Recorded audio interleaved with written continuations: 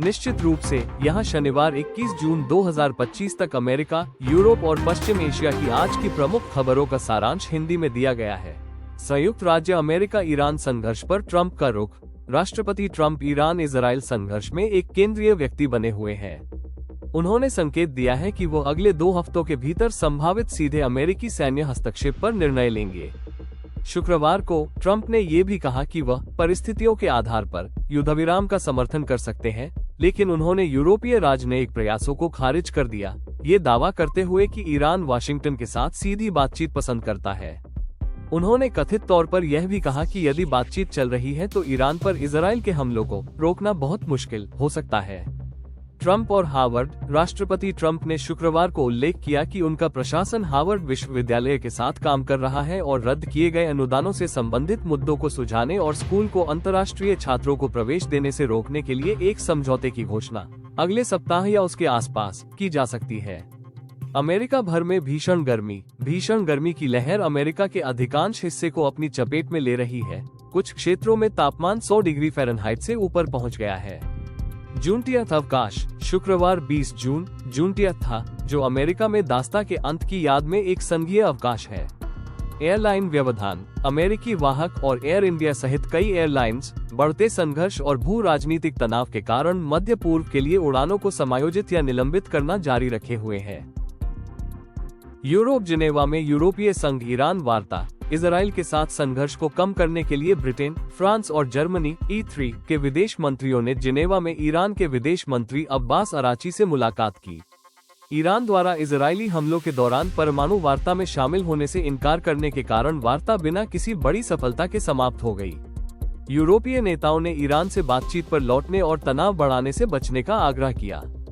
Israel का visa मुक्त प्रवेश खतरे में। यूरोपीय संघ कथित तौर पर शेंगेन क्षेत्र में इजराइल के वीजा मुक्त प्रवेश को निलंबित करने पर विचार कर रहा है, जो संशोधित यूरोपीय संघ के कानून का हवाला देता है, जो अंतर्राष्ट्रीय मानवीय कानून या मानवाधिकारों का उल्लंघन करने वाले राष्ट्रों के लिए अस्थायी निलंबन की अनुमति देता है। ये चल रहे संघर्ष और इजराइल की कार्रवाइयों पर कड़ी निगरानी के बीच आया है। इटली ने यूरोपीय संघ के बजट नियमों की आलोचना की। इटली ने वर्तमान यूरोपीय संघ के बजट नियमों की कड़ी आलोचना की है, जो वर्तमान भू राजनीतिक परिदृश्य के जवाब में सदस्य देशों को रक्षा खर्च बढ़ाने में अधिक लचीलापन लाने के लिए परिवर्तनों की वकालत कर रहा है। पश्चिम एशिया। ईरान इजराइल युद्ध सीधा संघर्ष के 9वें दिन में प्रवेश। इजराइल और ईरान के बीच सीधा सैन्य टकराव जारी है। अब यह 9वें दिन में है, जिसमें दोनों पक्ष तीव्र हमले कर रहे हैं और क्षेत्रीय स्थिरता और परमाणु सुरक्षा को लेकर वैश्विक चिंता बढ़ रही है। लगातार हमले और हताहत। दोनों राष्ट्र लगातार मिसाइल और ड्रोन हमलों की रिपोर्ट कर रहे हैं। दोनों पक्षों पर हताहतों की संख्या बढ़ रही है, जिसमें एक ईरानी मानवाधिकार समूह ने ईरान में नागरिकों और सुरक्षा बलों सहित 657 से अधिक लोगों के मारे जाने और इजराइल में 24 लोगों के मारे जाने और 590 से अधिक लोगों के घायल होने की सूचना दी है। परमाणु सुविधाओं को निशाना बनाया गया। इजराइल का सैन्य अभियान ऑपरेशन राइजिंग लायन ईरानी परमाणु और सैन्य स्थलों को निशाना बनाना जारी रखे हुए है। IAEA की रिपोर्टों से पुष्टि होती है कि इजरायली हमलों ने ईरान के नतांज परमाणु सुविधा में भूमिगत संवर्धन हॉलों को सीधे प्रभावित किया है। इजराइल ने अराक भारी जल रिएक्टर पर भी हमला करने की पुष्टि की है, हालांकि ईरान ने कहा कि इसे पहले ही खाली कर दिया गया था। रूस ने चेरनोबिल जैसी तबाही के बारे में कड़ी चेतावनी जारी की है यदि इजराइल ईरान के बुशहर परमाणु ऊर्जा संयंत्र को निशाना बनाता है। मिसाइल आदान प्रदान और आरोप। ईरान का दावा है कि उसने इजरायली शहरों के खिलाफ अपने हाइपरसोनिक फतह एक मिसाइल का इस्तेमाल किया है और इजरायली सेना ने मध्य ईरान में मिसाइल भंडारण और लॉन्च बुनियादी ढांचे को निशाना बनाने वाले हमलों की नई लहरों का दावा किया है।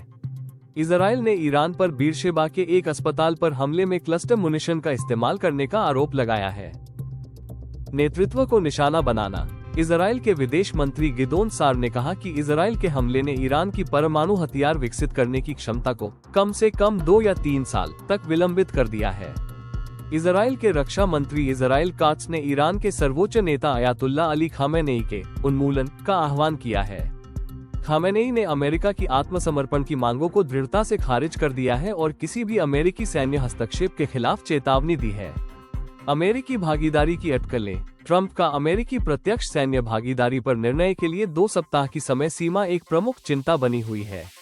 जबकि ट्रंप का कहना है कि इजराइल के पास ईरान की भूमिगत परमाणु सुविधाओं को नष्ट करने की क्षमता नहीं है। उन्होंने ये भी कहा कि वह इजराइल से हमला बंद करने का आग्रह नहीं करेंगे जब वह जीत रहा है।